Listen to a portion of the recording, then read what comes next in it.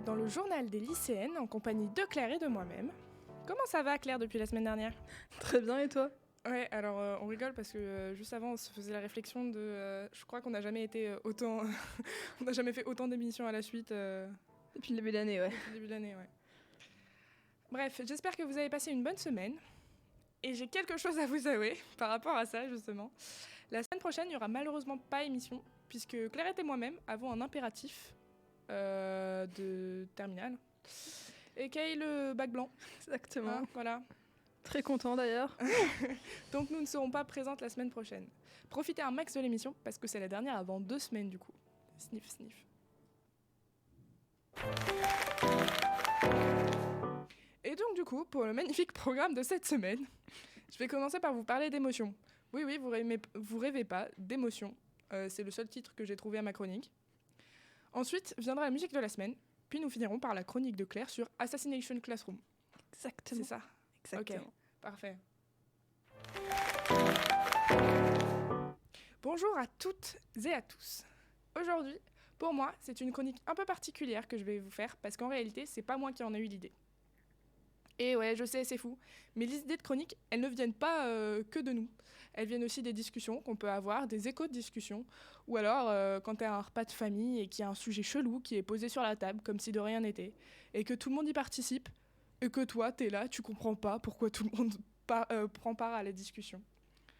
Ce qui en soi n'est pas un problème, puisqu'à tout moment, tu dégaines ton téléphone plus vite que Lucky Luke, et tu notes absolument tout ce qui te passe par la tête.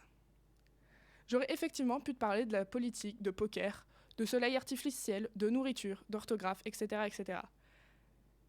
Mais je vais pas le faire, pour la simple et bonne raison que vous n'avez pas 4 heures à m'accorder sur le fait que je ne sache pas écrire le mot nourriture de la bonne manière, et que cela me frustre un tantinet. Bref, aujourd'hui je vais vous parler des émotions. Hormis le fait que mon introduction était plus longue que l'écharpe en tricot que ta grand-mère tricote depuis 1985, je vais un peu vous raconter ma vie. Enfin, pas que la mienne, il y a aussi celle de Clairette. Tout a commencé le 8 janvier dernier. Notre Clairette nationale a eu 18 ans.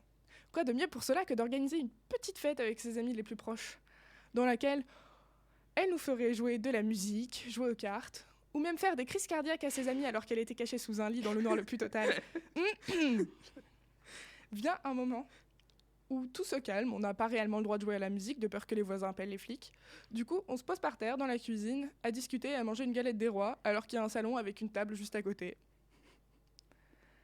Vient le moment où on parle de certaines émotions, notamment la douleur et pourquoi on pleure quand on a mal.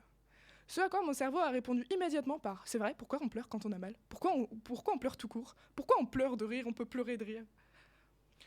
Ce à quoi ma motricité a tout naturellement répondu par un dégainage de téléphone à me dire « Ça y est, j'ai ma chronique de la semaine prochaine ».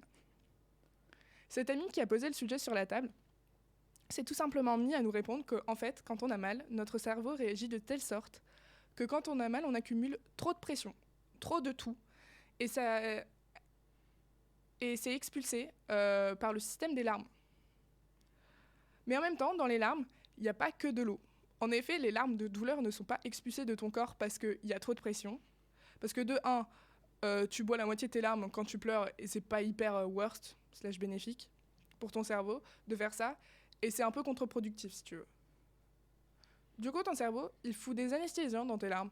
Comme ça, quand tu les bois, tu anesthésies entre guillemets. Tu t'anesthésies entre guillemets et du coup, tu sens moins la douleur. C'est aussi valable si ça tombe sur les plaies en question. Cela répond plutôt à la question « Pourquoi on pleure quand on a mal ?» Mais du coup, pourquoi on pleure tout court ? Qu'est-ce qui fait que quand l'émotion tristesse apparaît, ça te fait ressentir... c'est un peu un réflexe de pleurer.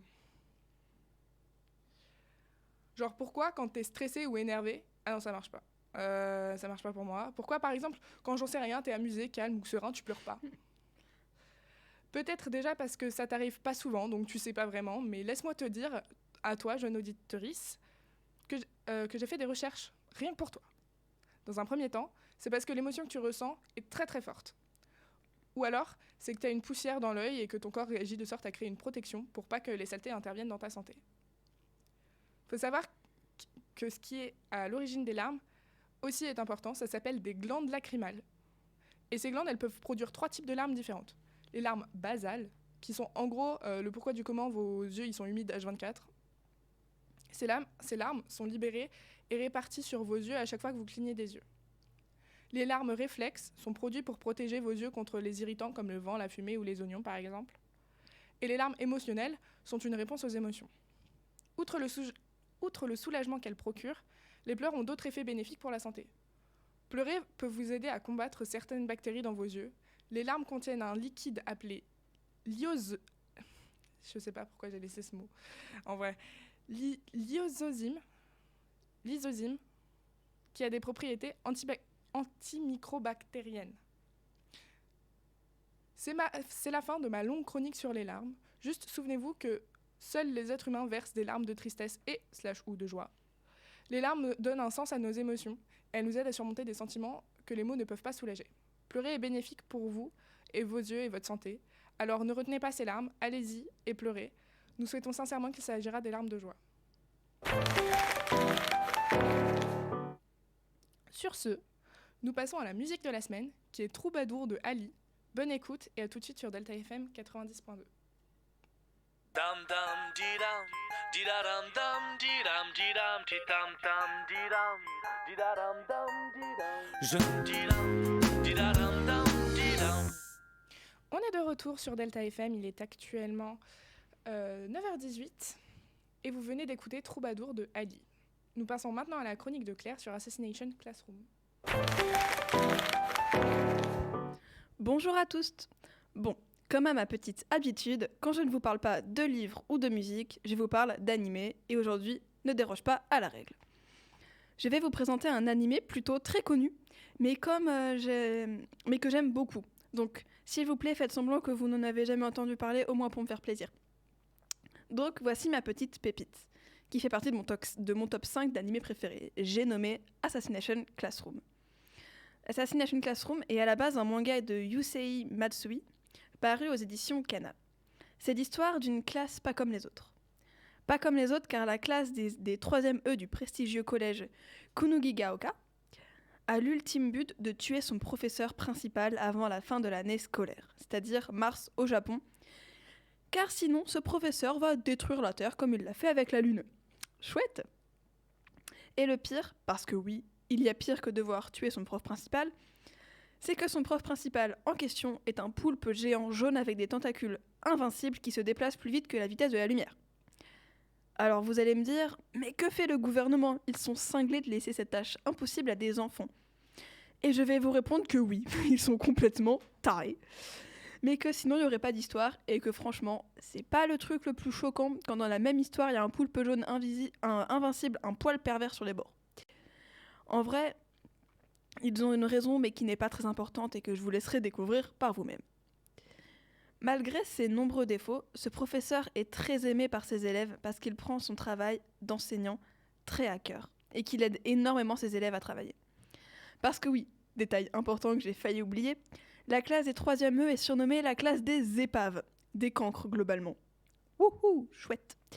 Une vraie relation de confiance s'installe entre ce professeur et ses apprentis assassins, à tel point qu'ils vont l'appeler Koro-sensei, professeur Koro, donc en français. Son surnom lui vient du fait qu'il est intuable, Koro-sen en japonais. On va suivre l'évolution de cette classe, surtout celle de Nagisa Shiota, un garçon plutôt malin qui a une apparence très féminine et qui se trouve avoir une aptitude assez innée dans l'art de l'assassinat.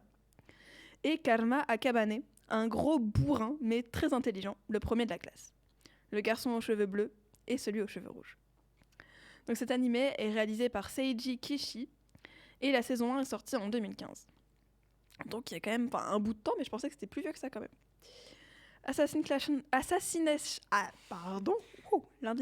Vendredi matin. Assassination Classroom, c'est 2 saisons d'une 20aine d'épisodes chacune, à regarder sans modération avec une bonne boîte de mouchoirs.